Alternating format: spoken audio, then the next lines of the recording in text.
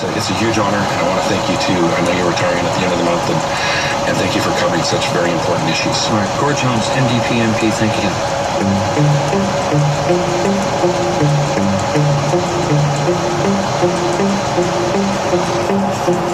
Overdosing on toxic drugs isn't the only growing cause of death among young people.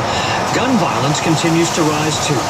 On Monday, days after a horrific mass shooting in Uvalde, Texas, the federal government introduced a bill to freeze handgun ownership here in Canada, impose a mandatory buyback of 1,800 models of assault rifles, and strengthen border security to stop the illegal flow of guns into this country. We'll be hearing from the government on its proposed bill and the Conservatives for their reaction too. But even if these announced measures become law, they won't bring back Evelyn Fox's son. I spoke to her about Bill C-21 and her personal campaign to stop gun violence. Here's part of our conversation. My son's name is Kissinger Gunn. He was 26 years old when he was hit by a stray bullet and killed on September 11, 2016.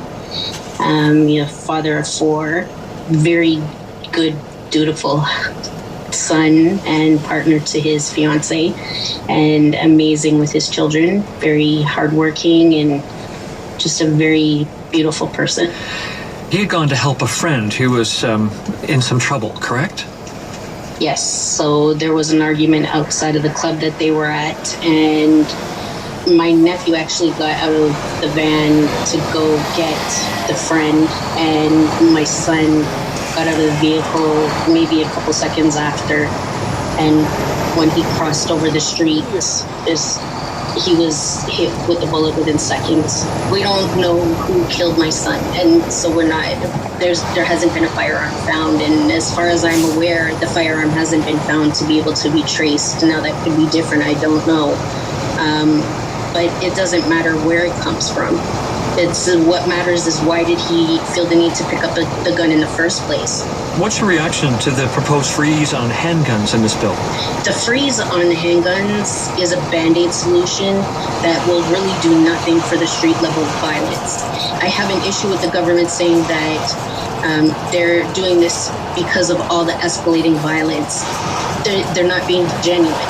Anybody who's aware of what's going on in the street knows that more than 80% of the firearms seized across Canada are smuggled in from the United States. I mean, there is a little pocket of domestically sourced items, but I don't think it is big enough to warrant penalizing the legal firearm owners. We have a very stringent firearm law system, and if it is enforced properly, then we will have minimal incidents with any type of weapon that's domestically sourced. What I've learned over the years is that 1 of every 100 shipping containers, whether by land over the border or train or shipping, only 1 of every 100 shipping containers is ever checked at the borders. We have so many crossing points with the United States that, I mean, you have to think of how many trucks and trains and shipping yards carry all of these items, and 1 out of 100, like, we can do way better. Right. There wouldn't be as many firearms coming over if we had tighter border control in terms of the searching of the shipping containers and the vehicles that are coming through. But that's not a foolproof plan either. We also have unmanned borders. We have borders that people are utilizing to get firearms over those borders. So, I mean, if you really think about it, we can't eliminate the firearms that are coming across the border. It's not feasible. We're never going to do that. But if we tackle the reasons why someone picks up a firearm in the first place, there wouldn't be such a demand for them. We're going to be talking to Public Safety Minister Marco Mendicino. Mm-hmm. What is it that he should know about what it is they can do? I've met with Marco Mendicino a couple of times previously in the past few years. He's well aware of what needs to be done. I still have 3 other children. I still have 5 grandchildren that have to walking the streets of Toronto, I am terrified all the time when my kids leave the house because, I mean, my son was hit with a stray bullet. He wasn't engaged in any type of illegal behavior. He wasn't in a fight. He wasn't in an argument. And I never thought this would ever happen to me. I really, not in a million years, thought that I would be living this type of life where I've had to be forced to learn about how poorly the government deals with the communities that are predominantly impacted and how unequal it is. And it's very, very discouraging, very, very heartbreaking.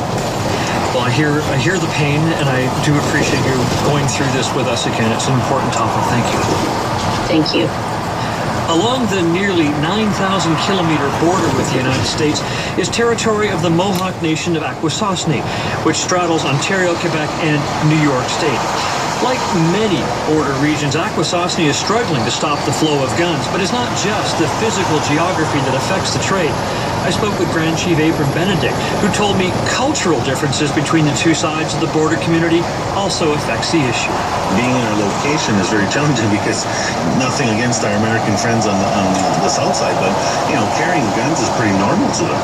But in Canada, it's not, right? And in my community, you can go drive to the Walmart in Messina, New York, and have the proper identification and buy a gun block out of there. You're not going to do that in Walmart or even the Canadian Tire in Canada do that, right? So it's like day and night. And in my community, it sometimes plays on people's perspective and emotions to a certain degree, where things are normal and one part of one part and the other part it's not. And in the community, the way we're dissected, literally across the road from each other is Canada, United States, and you can own a handgun, carry that thing around on your sidearms, no problem. The other side, no.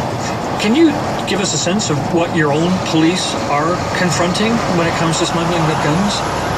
Guns are very commodity that is very dangerous, but also generally can be pretty small and concealed. We have seen around us in some large city centers the increase in gun violence and predominantly the use of handguns. So, these things can be concealed in very small places, and they don't have a scent, can be in small compartments. So overall, it's, it is something that's more difficult to track per se versus people and other items. So, our police services here rely heavily on intelligence and information that they receive on trafficking of guns through our community. And we work very closely with our other enforcement agency counterparts, whether they be Canadian or American, to make sure that we're assisting or doing the interception of these products.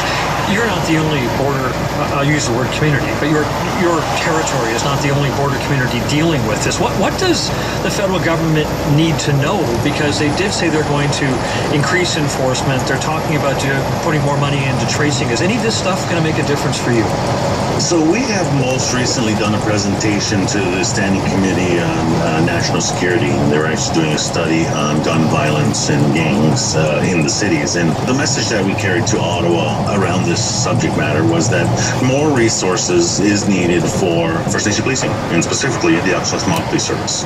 We are the police of jurisdiction, which they recognize and acknowledge, but given our unique geographical location, we are right on the St. Lawrence waterway as well, which creates a lot of open area that needs to be safeguarded. And we do currently have a marine unit, but we need to expand that. It's not a 24-hour marine unit that can secure, the community by the waterways all the time. So we have been working and lobbying hard the government to bring more resources to do that. Ultimately, unfortunately, in this aspect of guns and trafficking of guns and gun violence, it's about enforcement.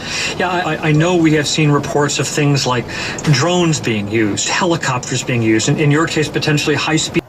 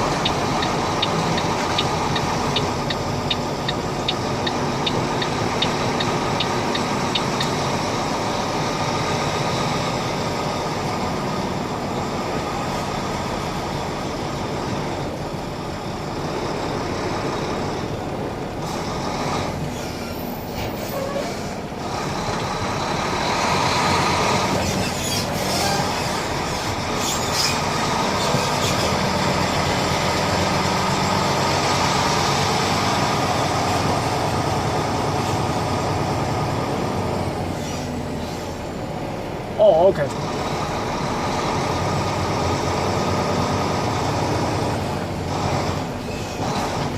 So the objective is to have the end of the container flush to right where he is. Okay, the end of the The end of the container, so the rest of you forward. Okay.